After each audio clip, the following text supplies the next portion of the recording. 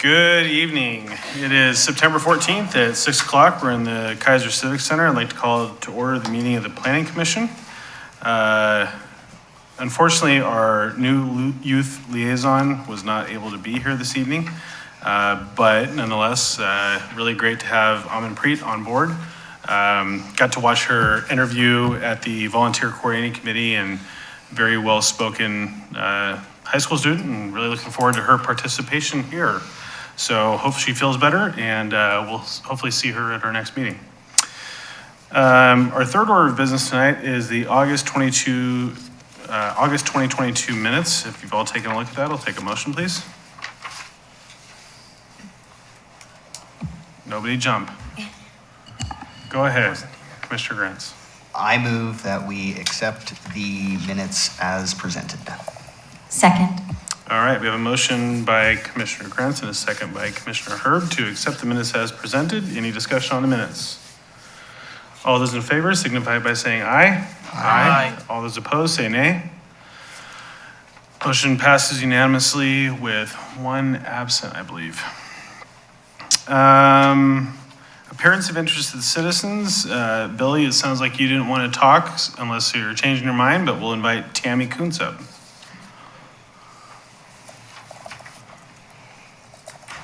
Okay. Tammy Kuntz, Northeast Keizer Neighborhood Association, and I live in Keizer. As I was sharing this stuff with folks, one of the questions was, how are we going to increase the power grid so we don't end up like California and being told we can't charge our EV cars? Any ideas? You know, Oregon's not California. We have more Thank power here. goodness. yeah. And we're not as big, so I don't really, I actually used to work for the Department of Energy, and I can tell you Oregon has a lot of energy. We sell a lot of energy to California and Washington and Idaho.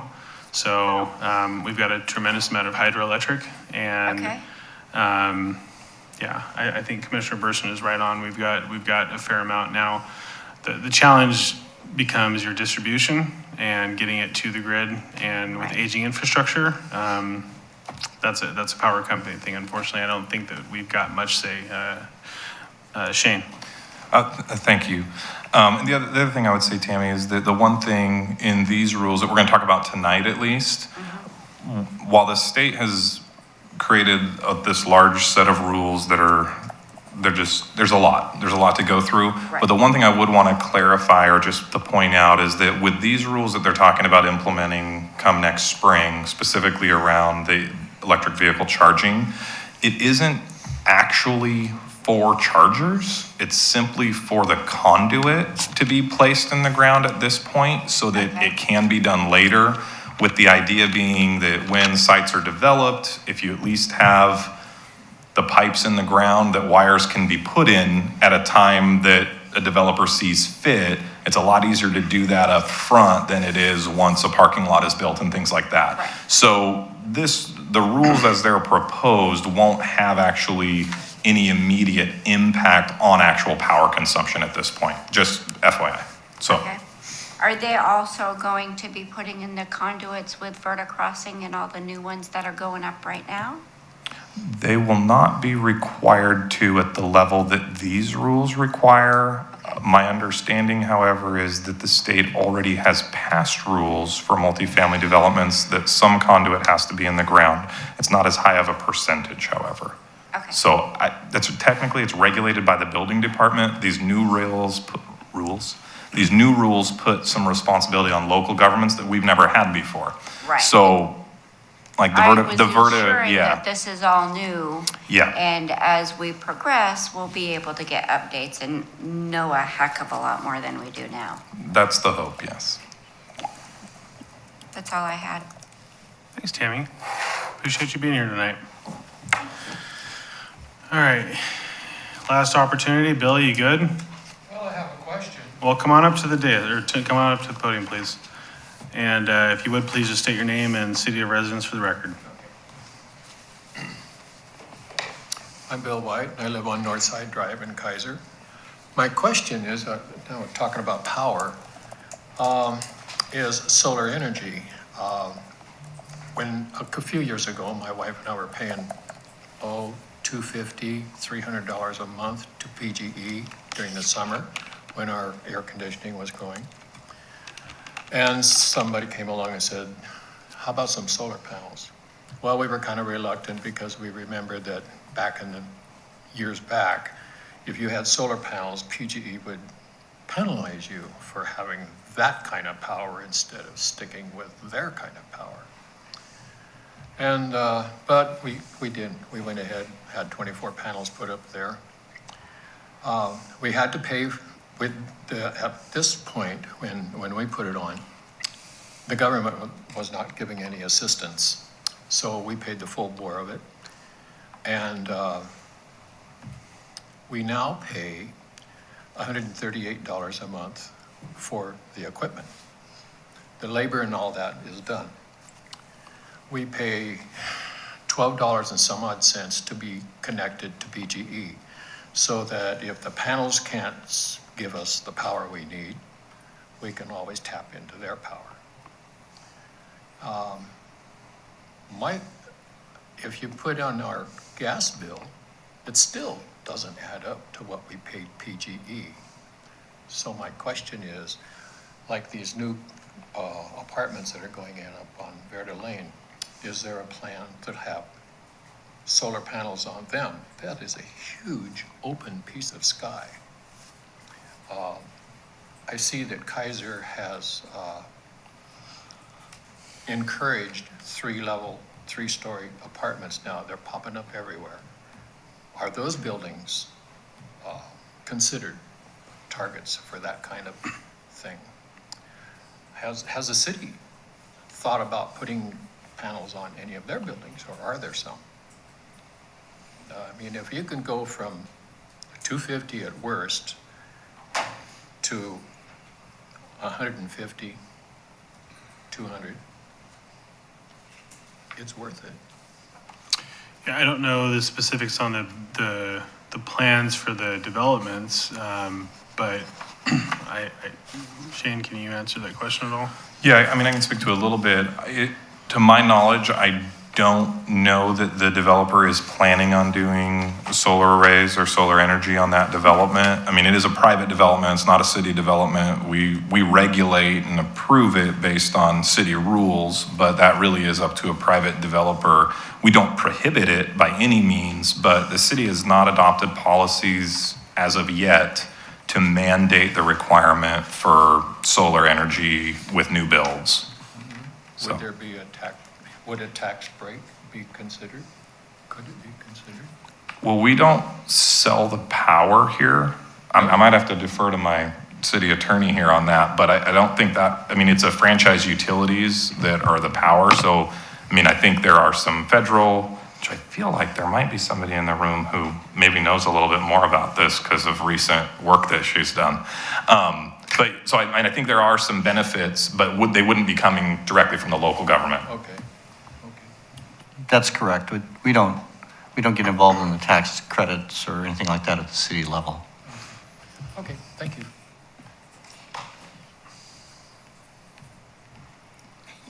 I did have something to say about it. Go ahead. So thank you for speaking to us. I did have panels put on recently, and you mentioned they penalized you. And now there is some sort of law in Oregon, I can't remember what it's called, but when you're generating power back to PGE, and then they're selling it to you in the winter, they can't charge you more than you sold it to them for. So that's good. That's a good thing that Oregon does. So when So, sir, They have- I'd ask if you're gonna exchange, I'd like you to come back forward, please. Sorry about that. Didn't mean to muddy the waters, but I just wanted to say that. And also there was a state tax credit and a federal tax credit nowadays, and I'm enjoying that $12 a month too. Well, I was just energy. talking about, well, years gone by, and those years are a lot. When I came out of the military in 71, getting solar panels was not considered the best thing you could do, because the power companies really didn't want you to have that then. So, but now, obviously, it's a whole nother game. And it seems like the more the merrier. And even the power companies are, whether they really are sincere about it or not, they're smiling at it. Thank you. Thank you, Bill. Thanks, Shane. It's great, like having people come and talk to us at the planning commission, so appreciate your time and effort in listening, and you're obviously welcome to stick around and hear this riveting presentation we're about to get from, what's that? And I just want to say, it's nice to have Dina here tonight, great to have you here. And of course, City Attorney Johnson, it's been a while, nice to see you back. All right, Shane, take her away. Thank you, Chair Lawyer. I'm actually going to turn it over to Mr. Johnson. He's going to talk with you about something not on the agenda, but some things that are of relevance that is good for you guys to know about. And I'll make my way over there and be ready to go once he's done. So this is pretty much connected with the parking issues with regard to the Climate Friendly and Equitable Communities Act. And some of you may know this already, but and I'm going to try not to get on my soapbox too much or take too much time, but to cut to the quick, the City Council has directed us to join other cities in appealing the Climate Friendly and Equitable Communities rules. And as I said at the council meeting, I don't think anyone, particularly at our council or our staff, has anything against the general goals and concepts behind the rules, but they are incredibly draconian, overburdensome. We feel in some ways they don't really will affect the goal that they're trying to reach. And to me, the biggest, almost philosophical frustration is basically the concept under Senate Bill 100 and the land use rules of local control, state guidelines and goals, but local control. There's no local control here. Unlike the middle housing, and some of you may agree or disagree, Shane and I weren't real happy about being dragged through the middle housing stuff. Some of it was good, some of it we feel isn't good, but that was all directed by the legislature. Senate Bill 458, House Bill 2001, Right. said the legislature said they did that. There's no legislative authority. This was based basically on a governor's executive order.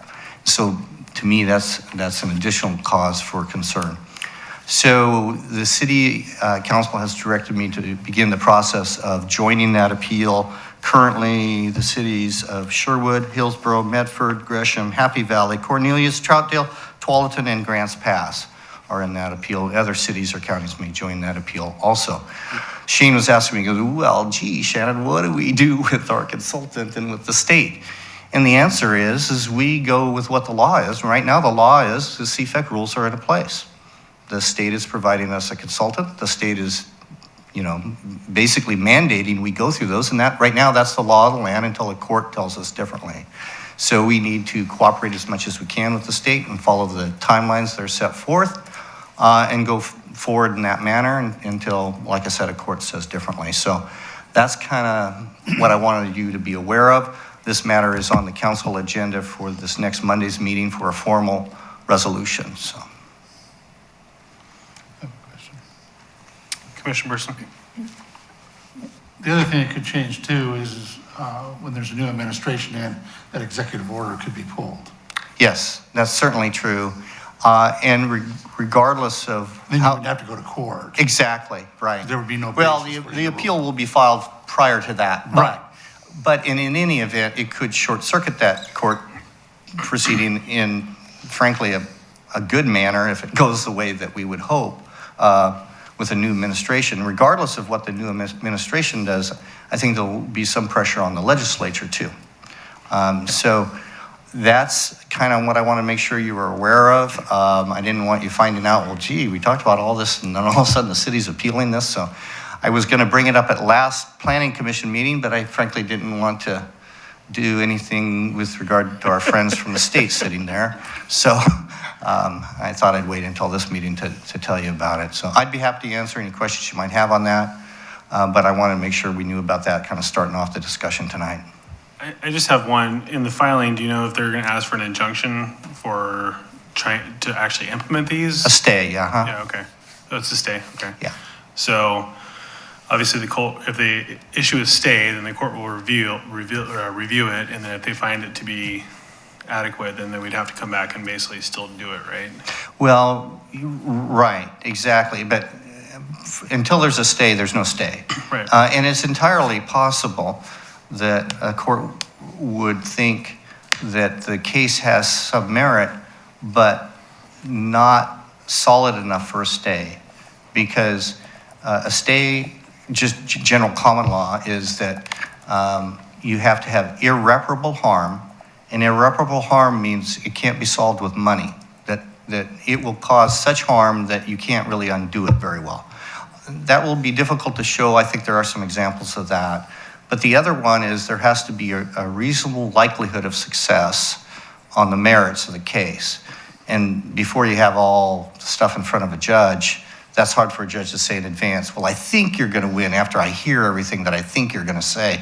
So it could be that a stay would not be granted, but ultimately the cities, the coalition, would be successful in the long run. The long run, unfortunately, be probably at least a year or two in litigation. So anyway, that's some of the stuff I've been working on with other city attorneys. It'll be interesting to see where it goes. Commissioner Burson. Yes, I have another question for you, Shannon. So during the rules-making process, were these other cities and ourselves, I mean, were we invited in? Oh, yeah.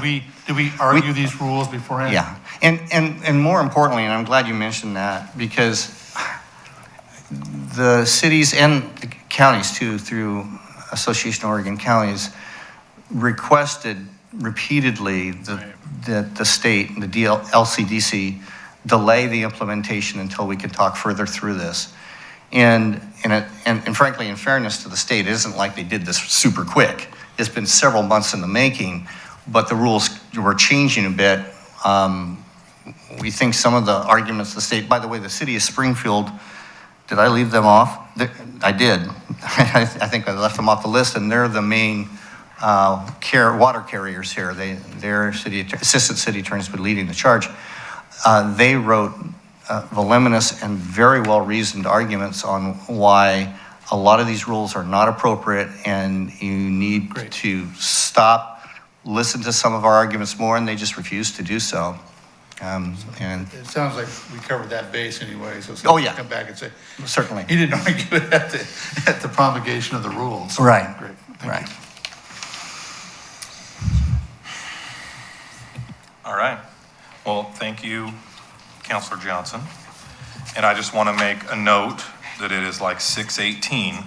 So remember that in your minds. It's already only got 12 minutes. It's already 6:18. So last month, representatives from Department of Land Conservation Development were here to talk about these CFEC rules, and I appreciate Shannon kind of teeing this up, because that's kind of the very first thing I want to say is we're going to talk about parking reform, because that was one of the things that they kind of flew through at last month's meeting and didn't talk a lot about the details. And I've spent some time digging through the rules line by line. You'll see in your slide packet there's a lot of things that are lifted straight out of the OARs. I actually just stole the presentation from a webinar I sat through with the state and modified some things. So, if you don't like the way the slides look, blame them. But there is a lot of words, but we're going to go fairly quickly.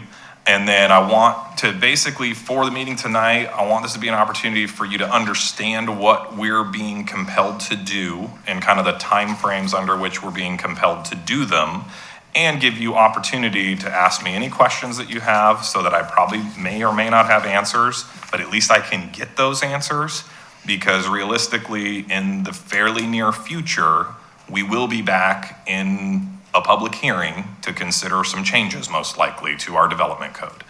So with that, you know, we're gonna talk about parking reform. There was a map in your packet. I gave you like 5 different documents. So if you read all those cover to cover, like you should get a prize. I think Dina has one for you. I didn't bring one tonight, but yeah, there's a lot of information. Look at it at your leisure. There's some good things. One of the things I felt like from the presentation last month is I felt like they said some things that, and I thought the state did a great job. I was really appreciative of them coming. But I felt like they said some things that sounded really good, but in actual application, maybe aren't quite as easy for us. Like, oh, there's all these options for us. And so we'll talk about that a little bit tonight. So we'll move right through. Shane, I just want to ask one question before you dive in. Okay. So it specifies that it has to happen within an urban growth boundary. So with the shared urban growth boundary with Salem and Marion County, do we actually need to absorb any of this? Yeah, we do. And actually, that's a great segue into kind of this next little slide that I wanted to throw up there for frame of reference. I prompted you. On this, it was perfect. It's like you knew. The first point of these rules that I wanted to make for us collectively as Keizer and you specifically as the Planning Commission is that you're not alone. These rules are affecting like 48 cities throughout Oregon. All 8 of the MPOs, the Metropolitan Planning Organizations, which we're in an MPO with Salem, Marion County, our surrounding area, right? These rules affect all 8 of those MPOs. And so there is an exemption carved out for small cities under 10,000 people that don't have to implement these rules, or they don't have to implement the same amount of things. And there are some kind of ratcheted elements where the metro area has more that they have to do, and cities over 100,000 people have to do more than what we will have to do. And so actually Salem will have to do more than we have to do specifically in parking reform. So that's kind of like first little thing. The other thing I wanted to kind of throw this slide in your packet so you'll have it, because one of the things in the whole slew of stuff that Debbie sent out last week is we gave you the text of the rules. So in OAR, Oregon Administrative Rule 660, Division 12, sections 400 to 450 are where these parking reform rules live. There's on the slide, there's also in 05 is some definitions, and in 12 is the applicability and deadlines. So that's, 450 is specifically for the populations over 100,000, so you can ignore that one. 415 we'll talk about a little bit later. It doesn't apply to us, but it could apply to us if we chose option 3 of the parking reform kind of concept. And so the big thing with parking reform that the state is pushing, or that the state is requiring, the rules are requiring, is that we basically have one of 3 approaches that we as a city can take. There's certain rules in the parking, and we'll get to those, that we have to do no matter what. Like everybody has to do them no matter what. Some of them are already in the rules, and they're not huge changes, but they're really tweaks to things we already do. But option 1, and it's definitely the simplest and most straightforward approach, is a push to have cities of our size that are affected by these rules to simply, we repeal parking mandates. So we no longer have required minimum off-site parking requirements in the city of Keizer. And we do that, and then we don't have to do a whole bunch of stuff. Option 2 is you can, and this is where in their presentation they made it sound like, oh, these are really good options. And then when you dig into the options, you're like, oh, these are not as great of options. Especially for us, when you kind of start to take into account how we're developed. But it's basically called fair pricing, where you reduce parking mandates for certain types of developments, and you adopt some policies that make it fair, whatever that means. Or there's this third option where there's this giant list of stuff that you have to do all of them. So for us specifically, what I want to focus on tonight is kind of the timing of these rules. And as Mr. Johnson had shared previously, there's kind of some outstanding stuff here that we don't know how that's going to shake out. So as we move through tonight, just remember that's over here on the side, and we're going to focus on what the rules say right now, because that's kind of how I have to operate on the day-to-day. And really, we as a city have to operate. So after December 31st, we get into a situation where we can't require parking mandates within frequent transit areas, which was what this map represents. And in addition, in certain uses, and we have to lower our mandates for multifamily uses. When we hit March 31st, that's when the EV charging stuff is gonna come into play. And then by June 30th of 2023, the whole section, the 400 to 450, is all in play. And you're supposed to have made changes to implement all of those things. There are some additional things that you have to do when you have climate-friendly areas, which is a whole nother process that we're in the midst of that was also part of this rulemaking. We don't exactly know where or the boundaries of those climate-friendly areas, so that's another wild card that's awesome to try to navigate.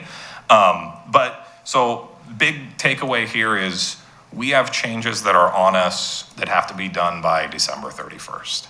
And that means either we change the development code, and the one thing, graciously, the state mandate did allow cities to say, oh, well, these rules just went into effect. You might not have time to get these changes done. That's okay, don't change your code, just apply the OARs directly. So that is an option for us. If we made no change to our development code, it would just require Dina and I, as we review development applications, to look at maps and to try to figure out how to answer questions and review actual building permits and development plans. So as you can maybe tell from a little bit of my sarcasm, I'm not a huge fan of just applying the OARs directly. It makes it a lot easier for us as a staff, and I think for the development community as a whole to know what rules they're being held to. So that's just another piece. And so specifically, that December deadline, there's two sections of the OARs, 430 and 440, that have to be implemented. And so this slide, this is just straight from the OARs. 430 basically is where we're gonna lower requirements, which frankly isn't a huge issue for us. On the more than one dwelling unit on a legally established property, basically says you can't require more than one space after the first of the year. Frankly, with our House Bill 2001 stuff, that's kind of what we just did. Where this would impact us specifically is in multifamily development, because right now we regulate those based on how many bedrooms are each unit that's being built. So we have a 1 per unit for 1 bedrooms, we have a 1.5 for 2 or 3 bedrooms, and then we have some additional spaces required for visitors. So there would be some tweaking that would be needed on that. The other piece of this one is it does call out certain set of uses which we no longer can regulate for. And frankly, looking at those uses, I'm not gonna read them all for you, but you can look at those. To me, it's not a huge stretch. Generally, those are uses that are gonna have a lower need for vehicles. Things like, residential treatment homes and some things that serve our homeless population. So that, I don't know that would have a huge impact for us, but this is kind of the list: childcare facilities, single room occupancy, units smaller than 750 square feet, which ADUs we already don't require parking for because we can't. That would apply, of course, to apartments too.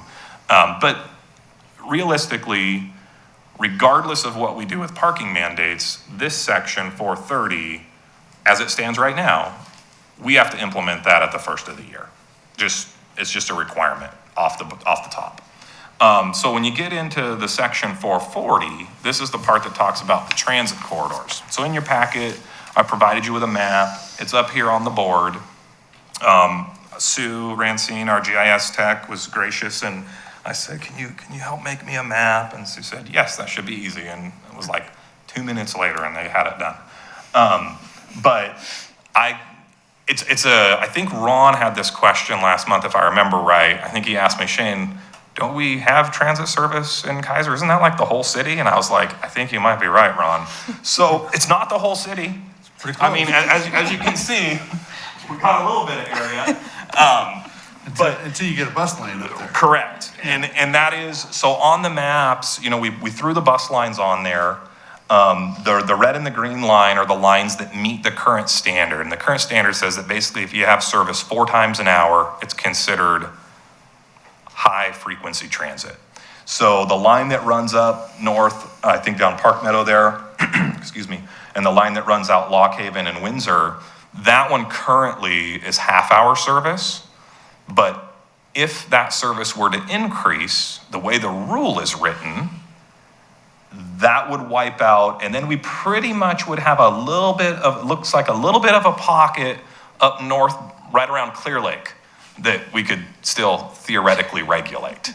So that's one of the pieces that's a little hard for me, but even with the options that have been laid out, well, whether or not you exercise an option to regulate, you can't regulate in the transit area, this area that's served. So Keizer doesn't have a huge options there, I guess is the point.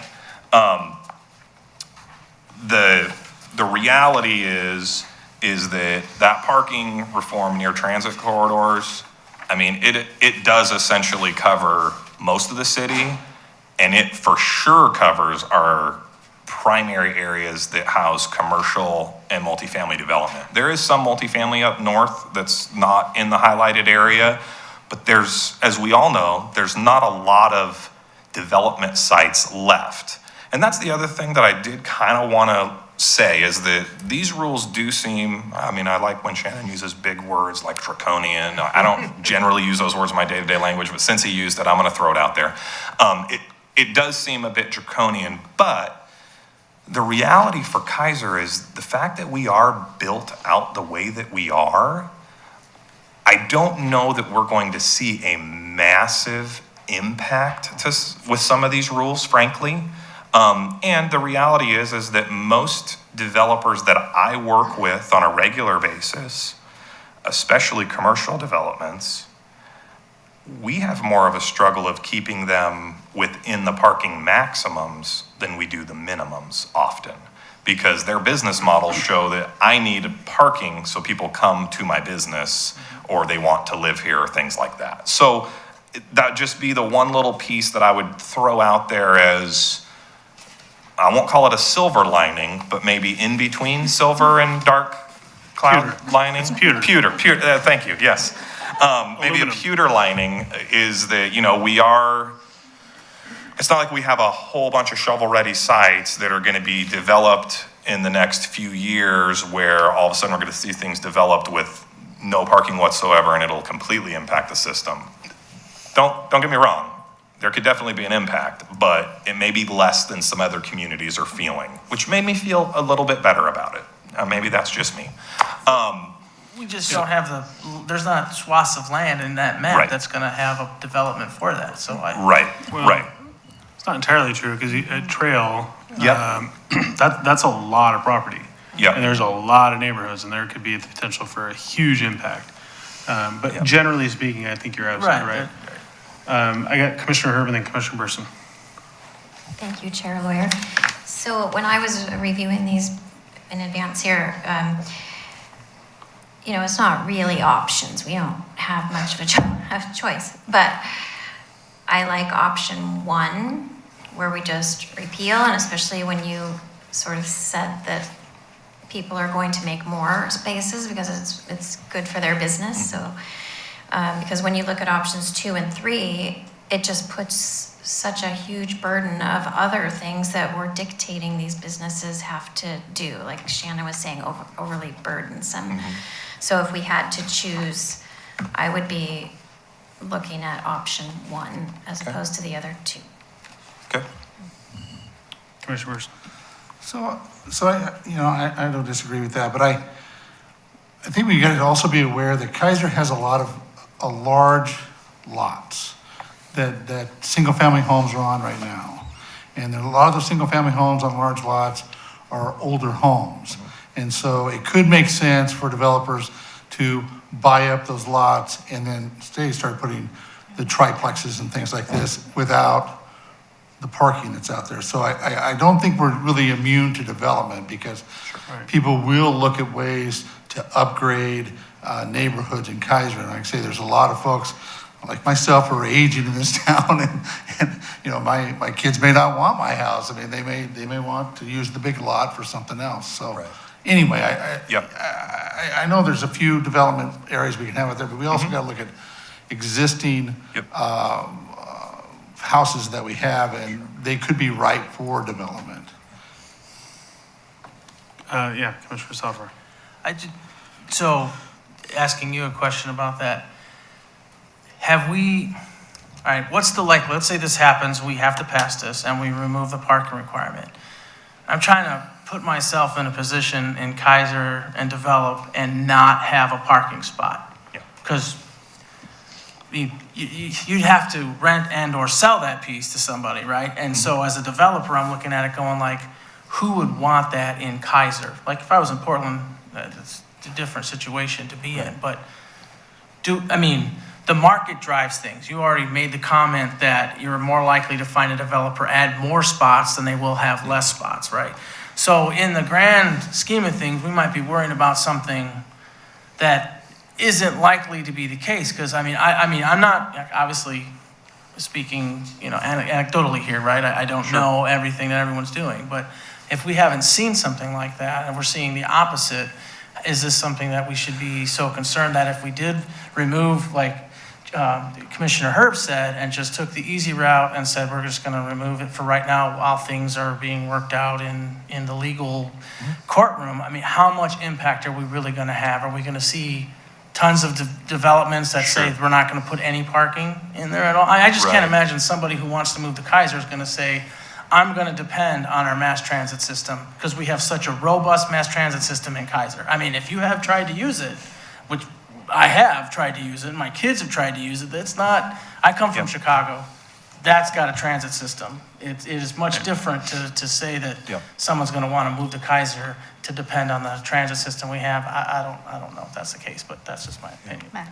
Yeah, and just my response to that would be is that I don't have any true data, but anecdotally from what we've seen, I would tend to agree. That is something that, the state has definitely been messaging these reforms in that way from the get-go, that, hey, eliminating mandates doesn't mean no parking will be built.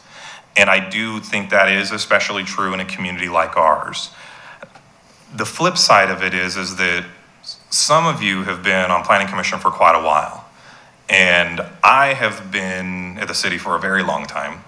And I haven't always come to Planning Commission, but since I've been coming to Planning Commission, I think we've changed parking standards 3 or 4 different times. And every time we reduce them at all, there is a high level of concern in our community. Right. And it's a sensitive piece with our planning commissioners, rightly so, as well as our city councilors. And so, really the reason that I'm kind of putting it out there is we may be forced to look at things that we don't prefer, but also that level of, hey, there is some comfort to be had in that the free market system is going to drive, and I think you're absolutely right. I don't think there's many places that are going to build with absolutely no parking.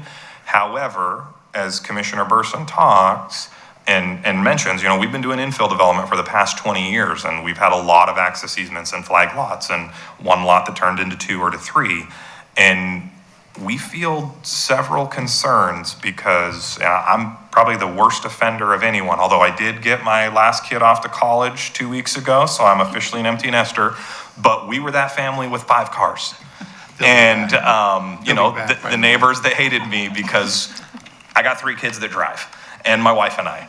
And so, what happens is things get developed, and there's maybe a regular garage and a driveway, so they can park 2 spaces, but they've got 5 cars, and where do those other cars go? Or when friends come over, where do those folks park? And so those are, I think, where you're going to feel the bigger impacts. Maybe not the everyday, but I think there is a legitimate impact there. Whereas, and it's hard, because with House Bill 2001, we haven't seen a lot of things come in yet, but we've already had to we had to cut in half what we were requiring before, which was 2 spaces per unit, and we felt like that was already at a minimum, because we used to require 2 plus 1 on a street or somewhere else, and we had to quit doing that a while ago. And so, anyway, if that's helpful, that's kind of my perspective of it, at least. I want to share a thought, and I'm going to go to Commissioner Hutchins. True. However, what's changed in the last 24 months is how people work. And there is, people are actually getting incentivized for working from home. And so what that does then is they're still gonna wanna go there, still gonna go play and things like that. What I'm concerned about are those people that currently live in the space, and I think we're gonna see probably more apartments like we're seeing up on River Road by 7-Eleven. And as this starts to dwindle, the parking standards, and I'm not opposed to this, I think there's some logic to it, but more and more vehicles are gonna spill over to the streets, which does create conflict.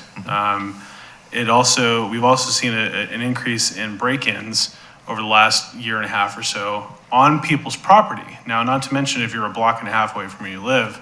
I think that that's something that it's hard to predict the future, but I think there's things that are showing themselves in how people are working that I think could increase that demand for those types of units, which again, take it or leave it, right? But I'd be curious to see how that trend changes, especially in the next, we just implemented 2001. We've already had one unit come in. And I think that especially with, as Commissioner Burson said, as people are getting to the point where they're selling their larger lots, I do believe we're gonna see quite a few more of those. And unfortunately, there's not a lot we can do about it. So that's just kind of a general statement. Commissioner Hatches. So, I messed it up. You guys took my comments and Shane as we were talking, but I think the issue isn't gonna be these giant apartment complexes. It's gonna be the triplex in the backyard. They build it for somebody and say, oh yeah, but it's only got, 3 parking spots. It'll be fine. There's plenty of street parking. And there was plenty of street parking until, 6 adults move in there and then they do the same thing down the street. And the next thing you know, Delight's a great example of that. We built that nice multi-use path and it has cars in it all the time. And all our streets are gonna turn into that. Well, and especially considering most people that choose to bike are doing it in the neighborhoods. And if you got cars spilling out all over it, I think it's gonna dramatically reduce the bikeability for a lot of people. And I think unfortunately, the risk of people getting hurt. We just had one on River Road here the other day. A friend of mine, his son just got hit in a neighborhood because somebody pulling out of their parking spot in front of their house wasn't paying attention, going routine, pop, hit him, So anyways, I digress. I think clearly the board is feeling that, reducing parking would be a bad thing. And I don't think that, but that's not an option for us right now, right? We have this regulation that we have to implement. Yeah. And we're discussing 3 options on how to implement said regulation, regardless of what happens at the state prosecution level. And so with that framework, which one of the options would be most likely easier for us to implement? And option number 1 would be the easier one to go. And if the powers that be make a regulation and have this go away, then we go back to where we were at before, right? Yes, and I think that's absolutely true. Right. The other thing I want to make sure that I explain or clarify is we don't need to make a decision on any of this stuff tonight. Really, I want to hear your concerns. I want to hear where your kind of feelings are on it, and I want to share with you kind of where my feelings are on it and why. But the reality is that we will have to make a decision as it stands right now by next June on which option we're going to go with. And by no stretch of the imagination am I saying, I just want to make sure you're clear, for Shane's perspective as the planning director for the city of Keizer and longtime Keizer resident, I don't believe that any of the 3 options are great options. Right. So it is in my mind, it's an analysis of the lesser of 3 evils. That sounds a little bit harsh, but it really is kind of looking at, okay, what makes the most sense for us as a community, knowing that, okay, if I have these givens and it's got to be one of these things, what is doable, what makes the most sense, and then I kind of work backwards and go, and how can I feel a little bit better about that decision? So that's when I offer those anecdotal things like, hey, people are gonna want to provide parking, just know that's where I'm at personally. So is there any other questions on those first 2 kind of? I have a quick question. Sure. I keep dragging this out, but, so somebody builds underneath, let's say, these new rules, they don't have to provide parking. Right. Court case wins, or whatever we want to call it. Yeah.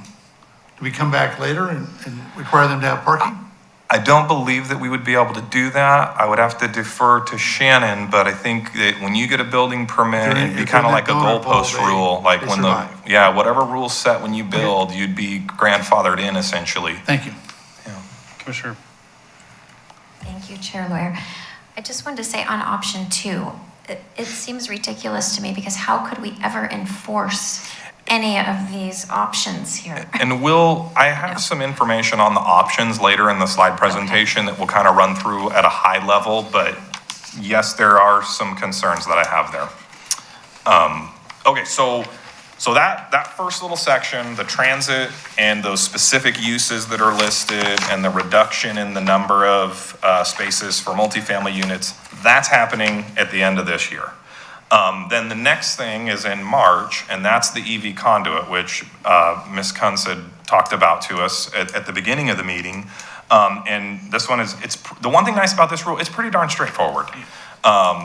My understanding, and I'm not a building official, but apparently there's already been some work done on requiring this for new developments that I believe went into effect in July. And I think it's to the tune of 20% is what I was told. I don't know how that's regulated or implemented or reviewed, but that's a newer rule for providing conduit in the ground. What these rules are doing is they're putting, as I said previously, it's going to put the onus on the city to actually require that somehow and regulate it. I've had some conversations with the state on how you do that, and they said, oh, you just show on the site plan and gets inspected. We will probably have to have some conversations with our building official and the building inspectors that do that work for us through our intergovernmental agreement. But basically, it's 40% of the parking spaces that are provided will have to provide it. So again, if somebody chooses to build very few spaces, they're going to put very little conduit in the ground. If they build large amount of spaces, there's going to be more conduit in the ground. So it really just does create a scenario where they can be served with electric vehicle chargers in the future or down the road. And I know that one went back and forth because in their rulemaking, there was a lot of push for requiring a lot of electrical vehicle charging, just boom, require it. And there was quite a bit of pushback for costs and all of those kinds of things. So then we jump to section 405, and I know we're kind of jumping around in order, but it's because of the timing for implementation. And in the section 405, there's a whole bunch of parking regulations that are going to be required regardless if we do an opt-out or we do an option 2 or an option 3. And so these ones, I'm just gonna run through them real quick. But the nice thing about these is I've been looking at them. I guess the takeaway for me is even if we choose to eliminate mandates, we still have to apply these rules. And there's a handful of them that, while I may have some concerns, they don't spike to a level of as great of concern as others. Partially because some of these things we already do. We have things in place for the first one talks about employee shared parking in van pools and carpools. We already have language in our code that talks about that. That's been in the transportation planning rule for several years. So we've already updated codes to be consistent with that. The second one talks about transit facilities and bike ped facilities. We have had language in the code for years about transit-related facilities, bus pullouts, bus stops, where you can reduce parking if you're providing those things. This expands on that a little bit and getting more with bike and ped facilities if they're providing. But there's some decent reasoning to do that. The other thing, one of the ones, frankly, a couple of the rules I'm not real comfortable with because I don't know what they mean. It says cities and counties have to adopt policies that regulations allow and encourage the conversion of existing underused parking areas. I'm not sure how we as a city really do that. Allowance is easy. Encouragement is a little different. So we already allow shared parking. It does expand the shared parking provision some. And then it does talk about, hey, if you put in solar generating, then you can get reductions and some things like that. So, okay. The big one here is that when you have a parking lot that's bigger than a quarter acre, so a quarter acre is like a little over 10,000 square feet. Mm-hmm. It's not that big. when you do that, it does trigger kind of this set of requirements that you either do A, B, or C. So, the first one talks about these solar panels, so you'd have an option if you didn't want to do tree canopy. B really doesn't apply to everyone because that OAR actually specifically talks about public entities, and it's about kind of green building practices. And so really it's kind of like, again, okay, not much of an option, but you're going to be providing tree canopy covering at least 50% of a parking lot. And that could be a challenge. We already have pretty decent parking lot requirements for landscaping and a tree every 8 spaces, and there has to be a certain coverage and canopies that get a certain size.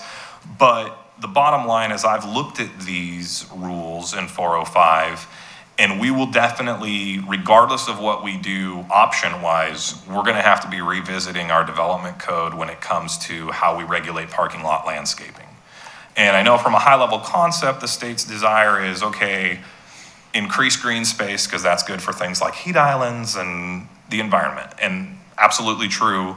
But when you have a very compressed city and development sites that are tight, and Commissioner Grenz could speak to this in the line of business that he's in, it's difficult to fit things on properties and to make them work sometimes. Mm-hmm. So there's supposed to be some additional guidance coming out from the state on this, on how we as local governments implement it, but it gets pretty specific in the tree language, so much as that it kind of cites the American National Standard Institute's A300 standards, and I think Shannon had told me there's like some language in there that talks about like how you trim a tree and some things like that, which that could become problematic. My hope is that practically we put language in our code and we figure out what the requirement is and we regulate it, and it's pretty straightforward.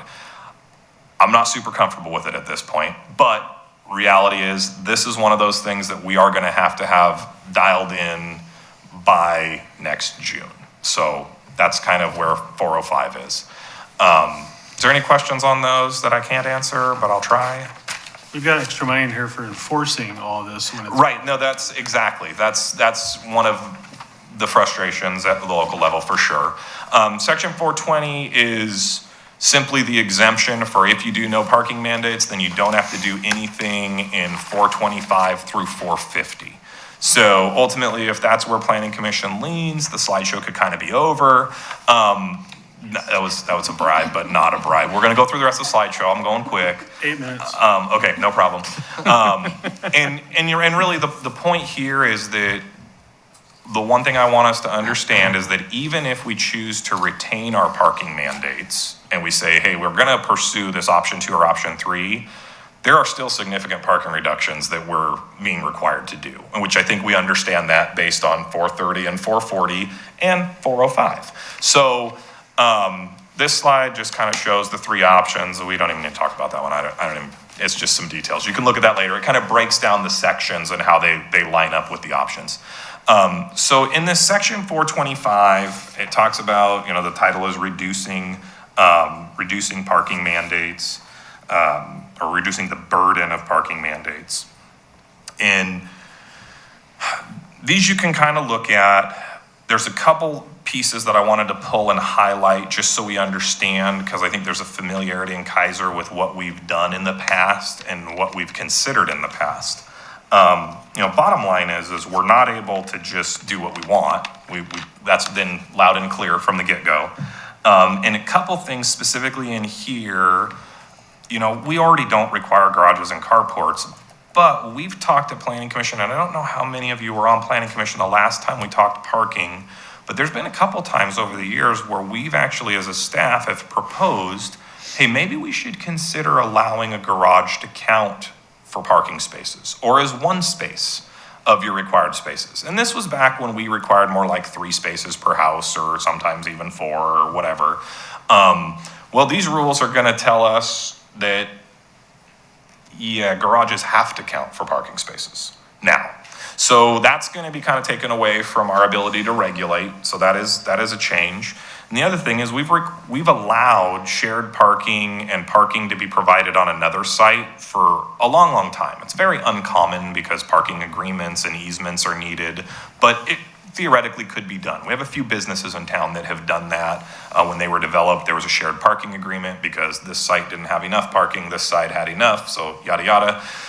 Well, now there's language in here that basically says, hey, you can provide off-site parking within 2,000 feet of the other business. And I think in the past we've been like 200 feet or maybe 500 for commercial. So it's a pretty far trek. But that's what this rule says, so that was kind of one that definitely was like my radar went off and I was like, okay, that might be a way that you could see kind of what some of the concerns y'all had earlier where people are parking far away and it's So what, are you buying land and doing easements? I mean, access easements? possibly. That'll be easy. Yes, and again, I think there is some legitimate, red tape that have to be jumped through at the private level that's going to be difficult to do that. Let's see,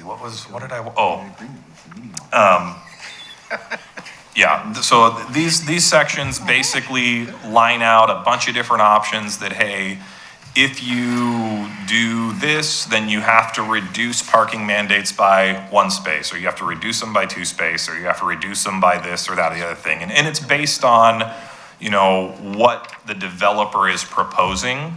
So if we go with an option 2 or an option 3, these elements are going to have to be filtered into our code. And currently we provide some parking reduction opportunities for folks. Like I said, we allow parking to be reduced, I believe, by 10% of the overall need if it's served by transit bus stops and transit facilities. In our RCOD, we adopted some additional reductions in parking allowances if they provided EV spaces, if they provided, I can't remember the other things off the top of my head, sorry. But we do have some areas in our code, down to 4, I think we're gonna make it. But when we have the, bottom line, this section is gonna require us to allow for additional reductions, and there's no cap on those reductions. So it gives developers some options to do less and less.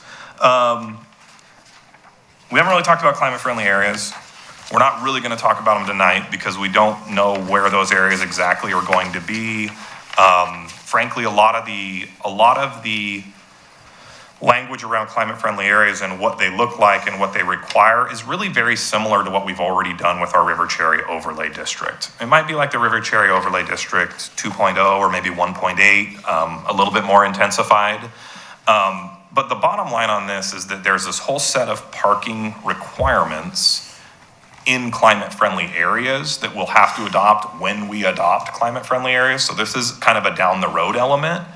But the point I wanted to make here is this, frankly, I don't know if it concerns me quite as much because I am expecting that our designated climate-friendly areas are definitely going to be within the transit area that already we can't require parking in anyway. So that one is just kind of for your information. So now we get into the options, and we're going to go fast through the options because this option 2 and 3. So in option 2, you have to select 3 of these 5 elements. And basically those 5 elements are unbundling parking for residential uses, unbundling parking for commercial uses, a requirement to basically have a flexible commute benefit for employers over 50 people, a tax on the revenue from commercial parking lots. You have to collect at least 10% of income, and those dedicated to improving transportation alternatives. And then the last one, a reduction of parking mandates for new multifamily to no more than 1/2 of a space per unit. So even a greater reduction than just the 1 space that we talked about before. In looking at these, you have to pick 3 of the 5. I think that the flexible commute benefit and the tax revenue piece on commercial parking lots may be very hard to implement or to get passed at a local level. I mean, it's not really in our wheelhouse to regulate those normally. And then, so it kind of leaves you with having to do some sort of unbundling of parking. And I know that Evan talked about unbundling last time. And so I had a phone call with them and asked practically, like, how does a local government unbundle? And I kid you not, I was told, well, we don't totally know because no one in Oregon does it. And so the examples they give are Oakland, Seattle, Bellevue in the downtown district, Santa Monica, San Francisco, and Berkeley. So those places they know unbundles parking. The concept of unbundled parking is you pay for rent and you pay for parking. And a lot of huge cities do this, and they've done it for decades. And frankly, the one piece I wanted to say with this, and I don't love unbundled parking as a concept, we have a few apartment complexes that has unbundled parking recently in the last couple years. And it keeps my code enforcement officer and our police department very, very busy responding to parking complaints in the neighborhood because people are now parking in the neighborhood because they don't want to pay for a parking space at their apartment complex. And that unbundled parking has only been a secondary space because each unit was allowed 2 spaces and now they get 1 and they have to pay for a second. And we've seen an impact in our local neighborhoods on that. So Shane's not a huge fan of unbundling. However, Shane, 1 second. yeah, So the main point that I want to make sure that they understand that if you ended up doing this, of course we wouldn't if we did the first option, correct. but if you did, it's required unbundled, Yes. meaning we would require, how it would be enforced, I don't know. Yes. The manager, the property manager of a multifamily, now, Yeah. depending on whether it's commercial or residential. Correct. To do that, Yes. yeah. Yes. All parking, not just the second car like is Correct. what's happening now. It would be any required parking that we require of them. And so if we have parking mandates at all for multifamily and for commercial, based on the options, I think those are probably the ones we actually could regulate. We would have to probably pass a local ordinance, and then it would have to be complaint driven. It would likely require us to review lease agreements with building permits or something along those lines. And frankly, the thing that I personally don't like about it is I field calls and I've talked to several folks who are frustrated with a couple of different apartment complexes that are doing this. And when it's a private entity and a private business, we've been historically a city that is kind of a property rights kind of city. And when you implement policies and rules like that, it kind of takes that away. And then when that neighbor wants to complain because this private entity is doing something that is within their freedom to do it, well, now they're not. Now they're doing something that Shane has told them they have to do. So it really is us, the city, creating that problem, which I don't love that from an optics perspective. But again, I'm not a policy setter, so not my call. The biggest thing is I wanted to explain what that unbundled parking means, because Evan touched on it briefly, and then when I pressed them a little bit more on, well, how does that practically happen? And I got the answer of, we're not really sure, but we would envision it being a local ordinance, and you just have to respond to it on a complaint basis. So, we could pass a rule that we never enforced, but that seems disingenuous to the process as well. So, moving on, unless you guys have questions on it. Option 3 is basically this reduced regulations approach. And instead of picking 3 of the 5 or a few of these kind of menu items, it basically says you have to do all of these things. Every single one of them you have to do and put in your code or regulate. And so the thing about it is you have to repeal all parking mandates within a half mile of pedestrian travel of your climate-friendly areas that get adopted. You have to repeal all parking mandates for transit-oriented and mixed-use development. You have to repeal parking mandates for those 5 different things: group quarters, religious groups, retirement homes, etc. You have to repeal parking mandates for studio apartments, for 1-bedroom apartments, for condominiums and residential developments of 5 or more units. You have to repeal parking mandates for changes of use and redevelopment of buildings that have been vacant. You have to repeal parking mandates for additional parking required by change of occupancies. So there's basically, if you get what I'm saying, it's repeal, repeal, repeal, repeal, repeal, repeal, repeal. So you can have parking mandates, but we're still gonna make you repeal them for a whole bunch of stuff. And then you get further down the list, and frankly, there's some things in the list that are not that big of a deal in my mind. But we would also have to set parking maximums consistent with what the big cities have to set, which we don't have to do now. And we'd have to designate residential parking districts with a parking benefit district and regulate a certain percentage of on-street parking managed through a permit, payment, or time limit system. So that is with or without any new development? That's terrible. Yeah, we'd have to establish that those are kind of like citywide things that you'd have to do. So there's a couple things in there that I just don't know how the city of Keizer, as we're currently constructed, run, and funded, that we could necessarily do those things. We might be able to, but I'm just very uncomfortable with it, frankly. So we're done. This is like second to the last slide. I told you I would go fast. And I think that the big question that really I want you to consider and think about and roll around in your mind as you look through this volume of information is really, do we retain or do we not retain? And, you probably kind of get a vibe of what I feel about it on the surface. If I can't say, hey, can we just push pause and we have to move forward, there are certain things we've got to do. But one of the big question marks in my mind is, even if we were to retain parking mandates, when you start digging into the nuts and bolts of all the things you have to repeal anyway, it really makes me wonder how much of an area of Keizer are we actually regulating? Because from that map, we're already not regulating a lot of Keizer. And with these additional pieces, it's gonna make that map get bigger. So bottom line, we've got citywide parking reductions. They're gonna be required regardless.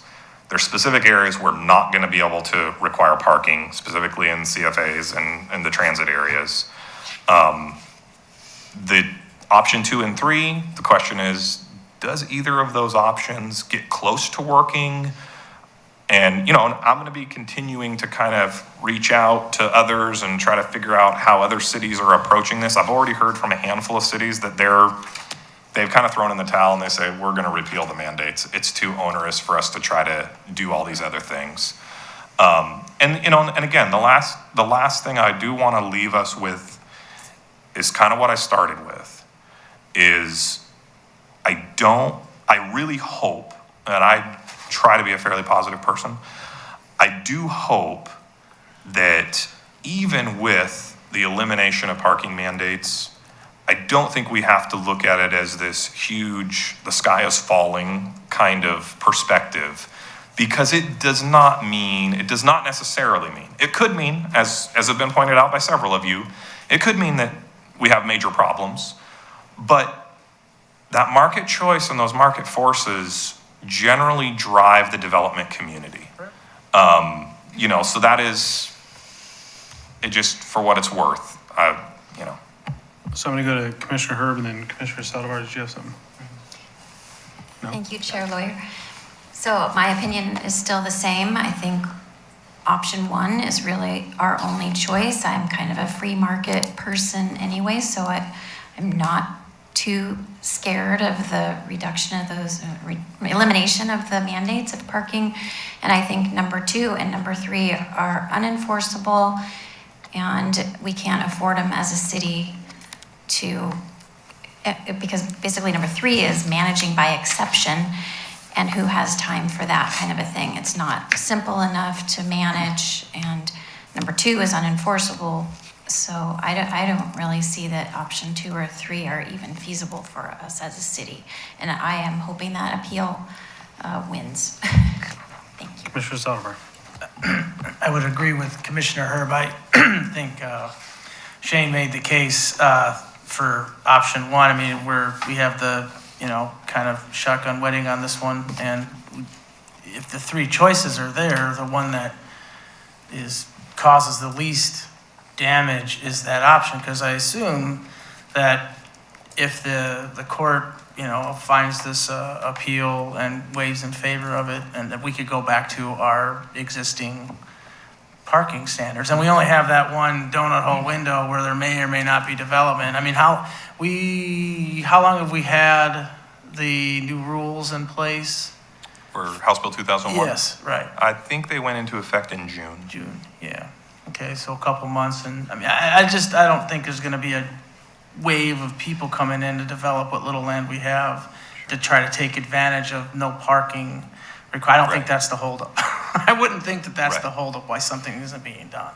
Yeah. So I just think that it'd be less stress and heartache for us to just take option 1 for now and then reevaluate if something were to happen that doesn't have to require implementing this law.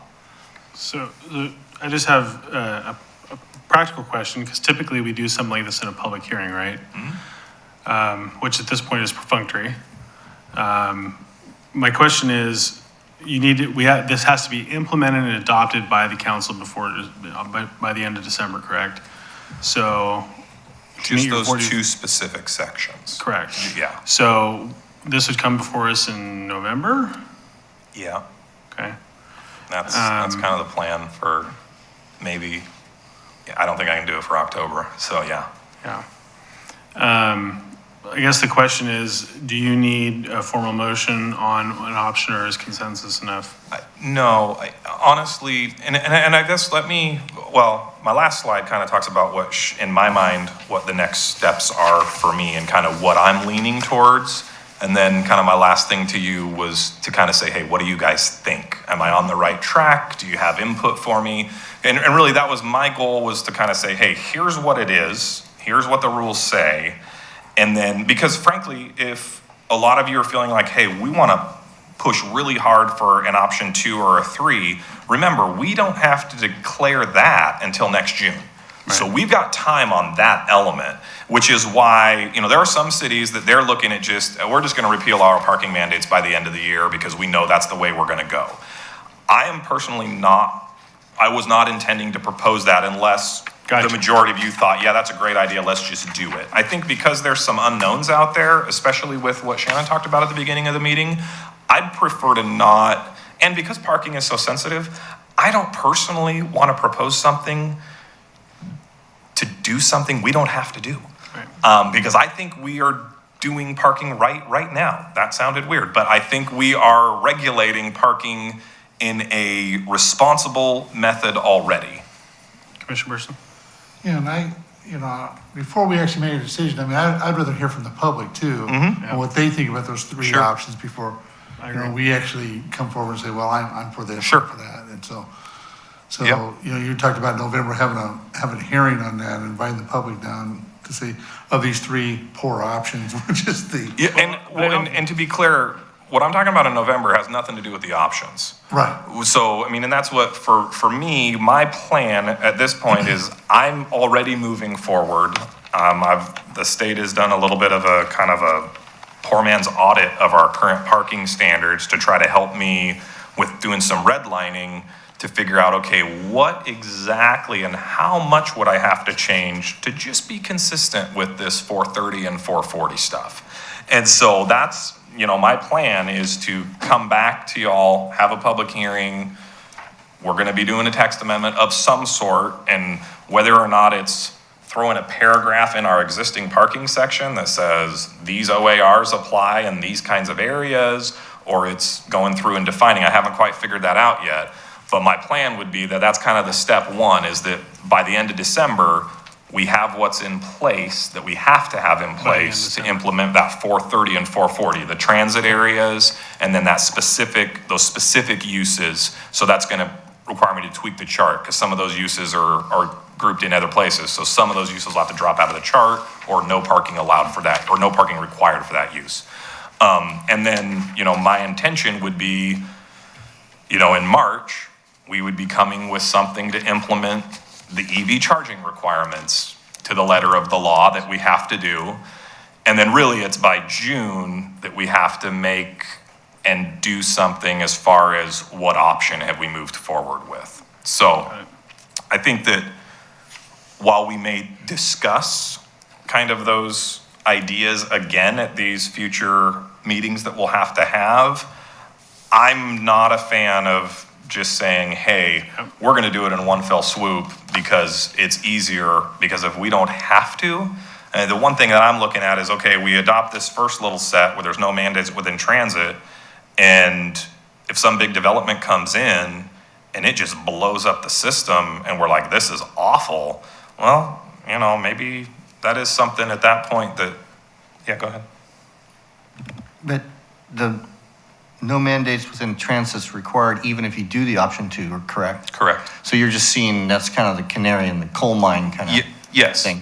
Yes. All right. I think that's to me, it makes sense for us as an approach, because even though at the end of the day, I think we're gonna get to that same spot, I'm not really keen on pushing us to that spot 6 months earlier than we have to be there. So that's just where I'm leaning. Commissioner Salver. I mean, my opinion is just, at this point, if we had to make the vote tonight, that's where Sure. we're gonna be at, right? Yeah, no, agree and with you. I appreciate it. Right, I do. moving forward at whatever mandates listed by this would be the optimal. I mean, even by that map though, come December, the majority of the city isn't gonna have a parking requirement. Yes, please. Thank you, Chair Lawyer. So Shane, can you just clarify for me what we have to have in place by December 31st? This is just this Yeah, phase so- one. It would be the section 430 and 440 provisions. So specifically well, I can bring it back up. It's, Those two. Okay, so no parking mandates allowed within 3/4 of a mile of rail stations and half mile of frequent transit corridors. So we basically Right. have to use this map and. yeah, we do don't all have that. rail, so this is the half mile of our frequent transit that we have. So, So we're gonna have to update our development code to add these no mandates in all of these Yes. sections Yeah. in the city. And cannot mandate more than one space per unit for residential developments with more than one unit. correct. No mandates for small units, affordable childcare, blah, blah, blah. So Yes. you have to do update to our development code with those Yeah. things regardless. Yes. of things. Well, the way the OAR is written, we could choose to not update it, and we would just just have to apply them. apply the standard as it's written in the OAR. That is an option for us. Right, well, And that so sounds- I mean, the reality is that the deadline of getting it done and adopted at Planning Commission into council through the text amendment process, that's kind of in my mind, it's a little bit of a squishy deadline. So. I'll play devil's advocate with you for a second. So if we don't do a text amendment and the cities in fact win, we don't have to go back and redo a text amendment. It's true. Unless we, find that it's, helpful and we want to keep it in the code anyways. Yep. Interesting, okay. And like I said, I mean, I agree with you. That's where I'm kind of holding that whole thing over here just for the sake of this conversation. Yep. I mean, ideally, I would love if there was some sort of ruling and we knew if something was having the pause button done before we meet in November. That'd be awesome. So, Second week in November, right? yeah. Okay. So, I don't know if that's possible. I mean, the legal system, I think, is slower than that, but. But you did mention that you would like to I have would. rules in place for yourself, sanity in Yeah. your workplace, and for developers to have a clear idea of what the regulations are, not trying to come and pull an OAR. I feel like it's a more user-friendly product that way. That being said, the Planning Commission is clearly the governing body that makes the recommendations to council. I bring a staff recommendation, and I think y'all have known me long enough. I only got like one feeling, and it doesn't really get hurt. So I mean, I'm pretty easygoing on that. But that's kind of why I wanted to kind of just give you the heads up, is that where I sit right now, based on all the stuff I've sat through and all the things I've read and researched on it, where I'm at is that's kind of my path forward. Is I'm planning on trying to have some red lines worked out to bring back to you at a meeting in the near future for you to have a public hearing and to consider and deliberate and determine what you want to do. All right, so I'm just looking for consensus from the commission to have Shane bring back some red lines on section 430 and 440. Got one nod, two nod. Yes. Well, no, not me. But I'm going out of order here. Okay. I wanted to say something else. No, go ahead, please. Okay, thank you, Chair Lawyer. So I understand what you're saying, that you want to update our development code to incorporate these in so it's easier for staff and developers to understand it, as opposed to just saying, adding a little section that says we'll apply these OARs for phase one, which is 430 and 440. Do I understand that correctly? There's two, those are the kind of the two options. We can just, No. The two options are modify the development code with language, right, or don't do anything to development code just knowing that I have to apply an OAR. Okay. So I- there's different ways we could modify the development code. And that is actually one of my thoughts, and I haven't, like I said, I haven't got there yet, but that's where you all get to do wordsmithing when we do public hearings. Well, I'm just thinking I'm just thinking, rather than updating our development code, it might be, and hoping that this is going to win, then you don't have to back that all out and redo it yet again. And to me, it sounds like a lot of extra work to do it that way. And it seems like we could just, because there's only two things here in phase one that we have to just say, okay, we gotta look at these. Alternatively, things. though, But go ahead. I do see where it becomes an interpretation issue, where one person reads the OAR one way, and then maybe Shane doesn't read it that way. So if it's in our code, then it's directly applicable to, right? I mean, generally, when administrative rules change, we update our codes to be in compliance with the state laws. That's kind of how we operate generally. So So I got, this one, it gives us a little bit of an out where we don't have to do it as quickly. so I got at least two nods, Sarah, What was the question again? on having Shane go back and do a text amendment to implement section 430 and 440 in our code.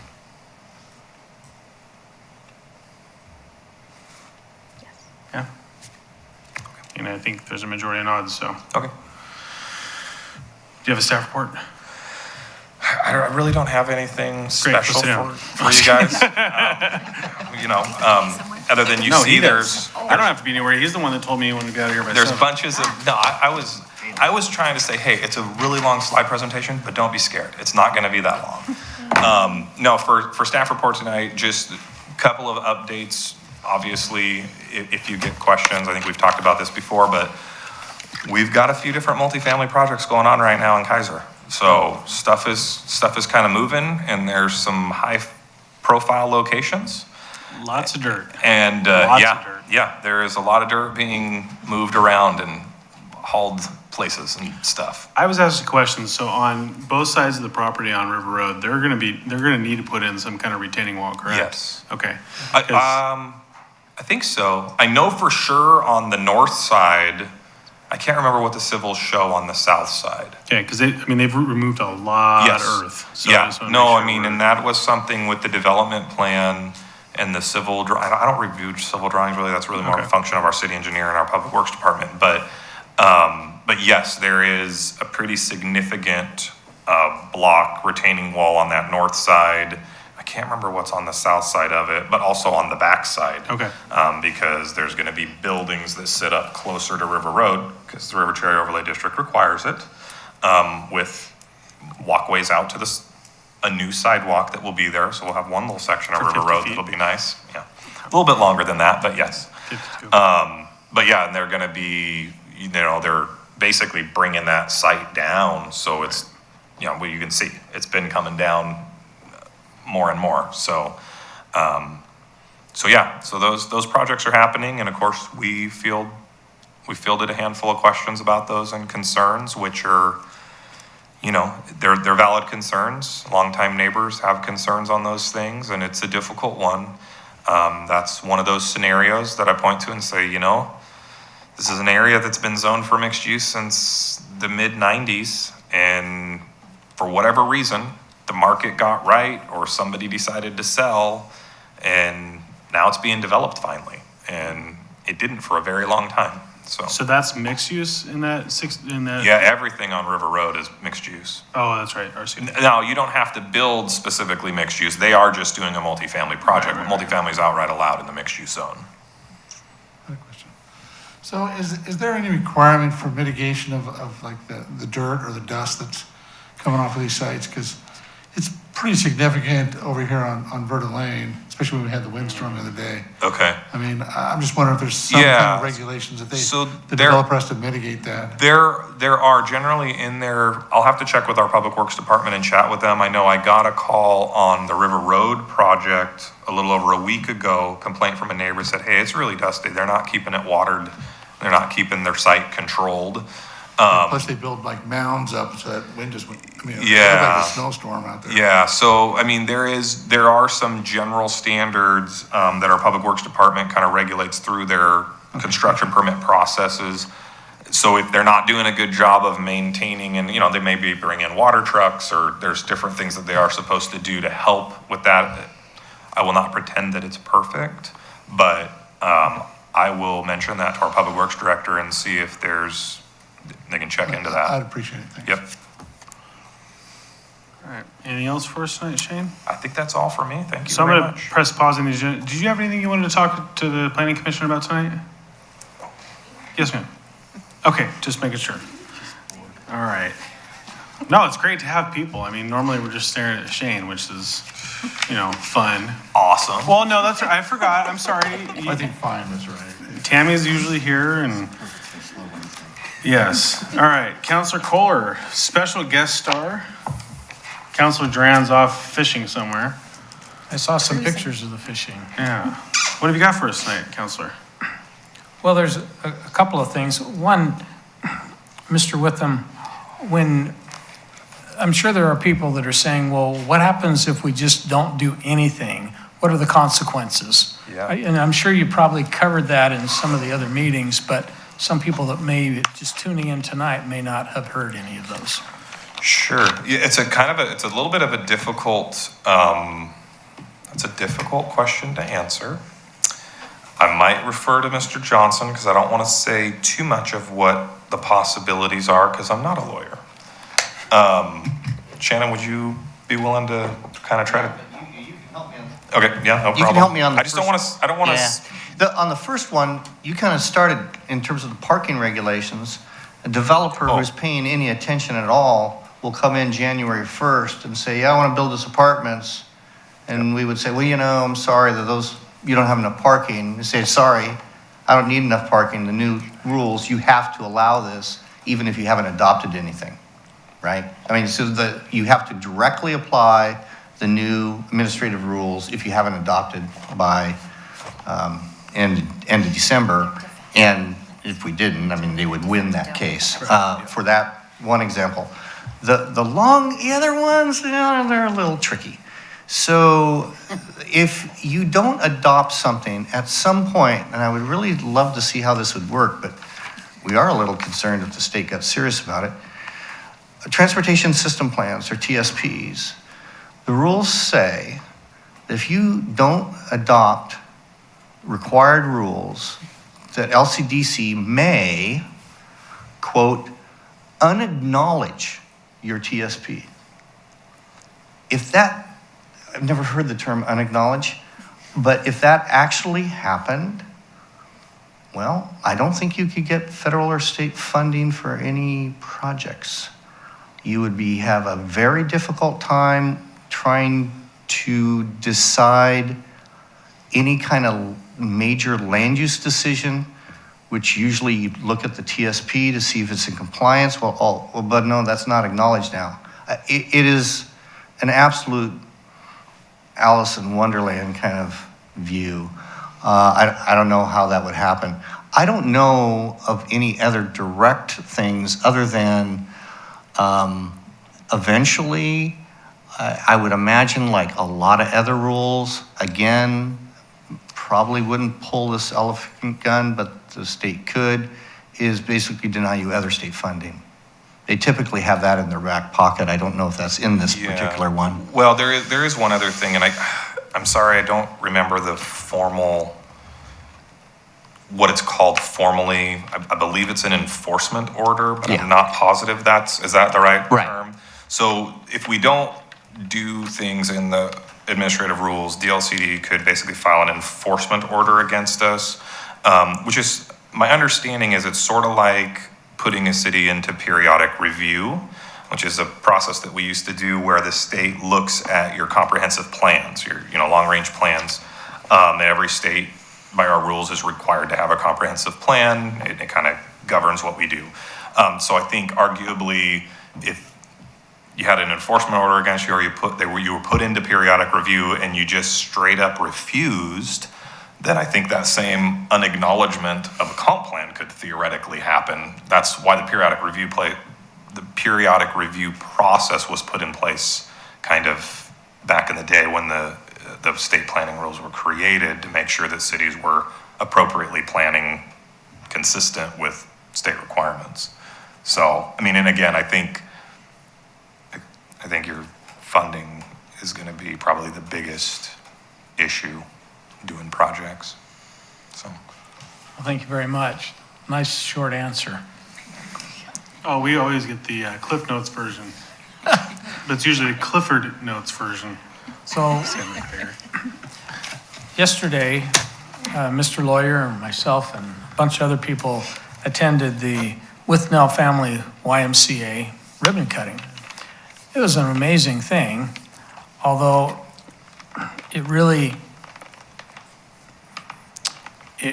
made me stop and think. It was a wonderful thing for Salem to do that, but under our current UBG expansion rules and the space that we have, there's no way that we could ever do anything like that. What are we gonna have to do to expand our urban growth boundaries so we can do that? So you don't have to answer that. It's just another thing. We'll talk about that later. We just gotta wait a few months for DLCD's new task force to wrap up with the new rules and recommendations. I'm ready. Yeah, there's no Cliff Notes version of that answer, sorry. Should we order dinner, cots? Cots. Jammies. Yeah. All right, so council representative was gonna be Commissioner Burson, but it sounds like Commissioner Saldivar is gonna take care of that on Monday, September 9th. So thank you very much for doing that. And I'm just gonna congratulate my fellow planning commissioners, Commissioner Grants and Commissioner Hutchins, for getting the nod from the volunteer coordinating committee to stay on with our commission. They also felt sorry for me, so I get to stay. Yeah, it was great. What a great night. There was probably more people in the audience that night than I've seen in a really long time. And that's just Debbie, because she's a hard worker. She gets it out there. If she was a military recruiter, she'd be like a 10-star admiral by now. So thank you for Debbie, for all your efforts. All right, any reattacks, last comments, witty statements, remarks? Hearing none, we will stand adjourned at 7:32. Thank you all.